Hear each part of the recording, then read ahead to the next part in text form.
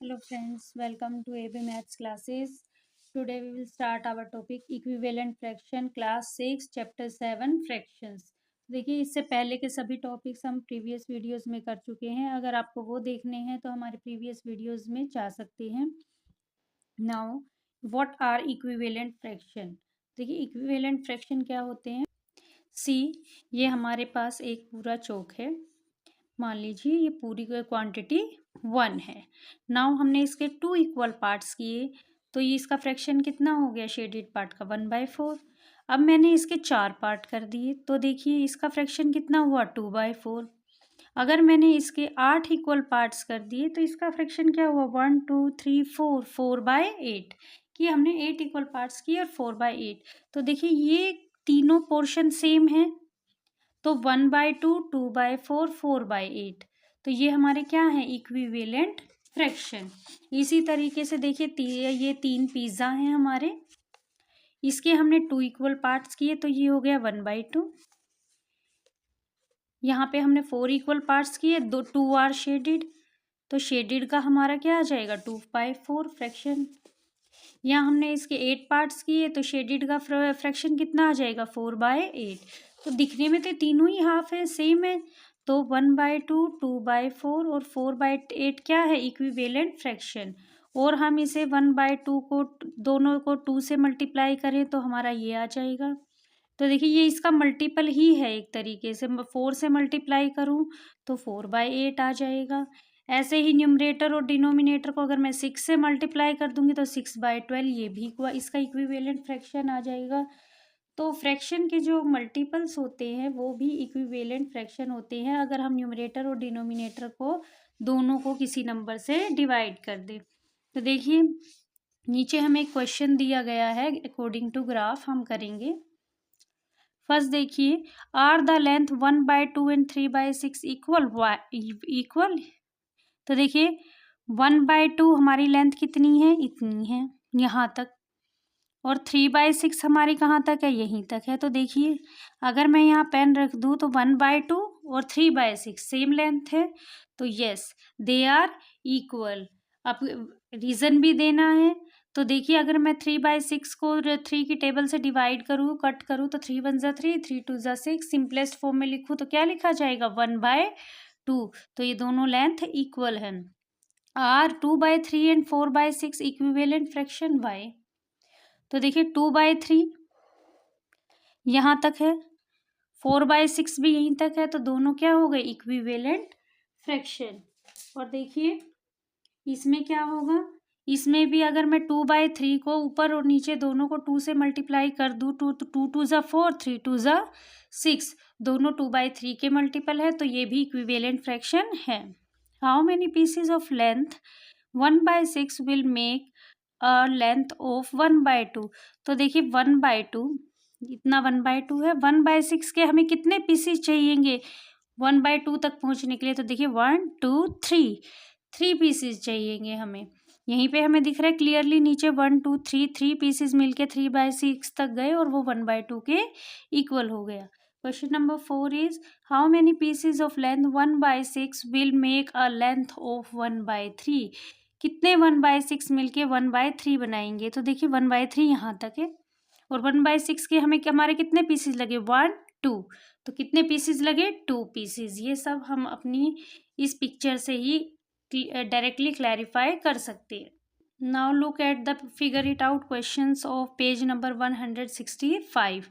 Are 3/6 4/8 5/10 equivalent fraction Y.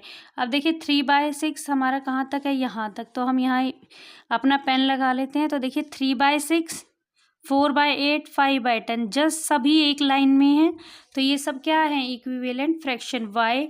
क्योंकि देखिए 3/6 को भी मैं कट करूँ तो भी 1/2 आएगा, 4/8 को कट करूँ तो भी 1/2 आएगा, और 5/8 का भी सिंपलेस्ट फॉर्म निकालो तो 5 1 ज़ा 5 5 2 ज़ा 10, तो ये भी 1/2 आएगा। तो ये क्या है सब 1/2 के इक्विवेलेंट फ्रैक्शन है, तो ये आपस में भी इक्विवेलेंट है।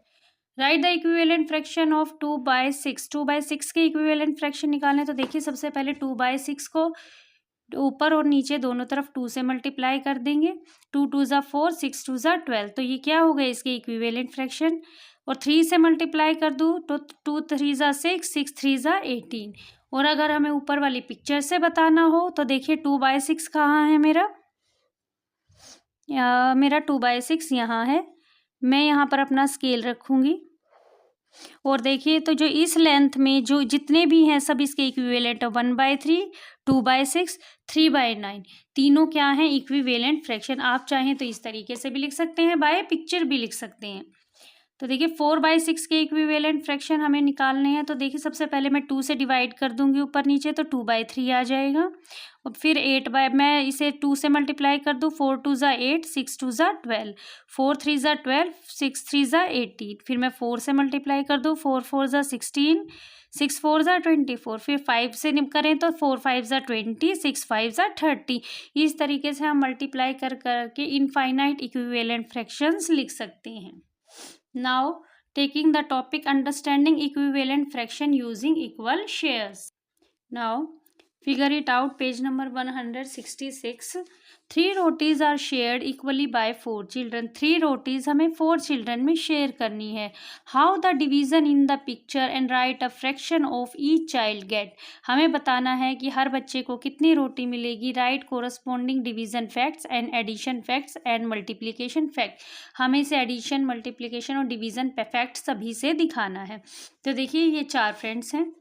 हमने क्या किया, हमारे पास 3 रोटी थी। सबसे पहले तीनों से एक एक पोर्शन सबको दे दिया, ठीक है। टोटल पोर्शन कितने हुए, 1 2 3 4 5 6 7 8 9 10 11 12। टोटल पोर्शन 12 है और हमें 4 फ्रेंड्स में डिवाइड करने हैं, तो सबके पास कितने पोर्शन आ जाएंगे, 3 पोर्शन आ जाएंगे। देखिए 3 3 6 3 9 3 12। तो देखिए fraction of each roti each child get is, हर बच्चे को कितना मिला, तो देखिए 3 पोर्शन मिले हर बच्चे को रोटी के, कितने में से, टोटल 4 पोर्शन में से। तो फ्रैक्शन आ गया 3/4। डिवीजन फैक्ट, देखिए 3 से 3 हमें क्या करना है, 3 रोटीज को 4 फ्रेंड्स में बांटना है। तो डिवीजन फैक्ट क्या कहता है, 3 divided by 1/4। Fraction of roti each child gate कितना आ जाएगा, 3/4। एडिशन फैक्ट हम कैसे करेंगे कि हमने सब में से क्या किया, 1/4 1/4 1/4 पार्ट डिवाइड किया, तो 1/4 प्लस 1/4 प्लस 1/4 कितना हो जाएगा, 3/4, कि हर किसी को 3/4 मिल गया।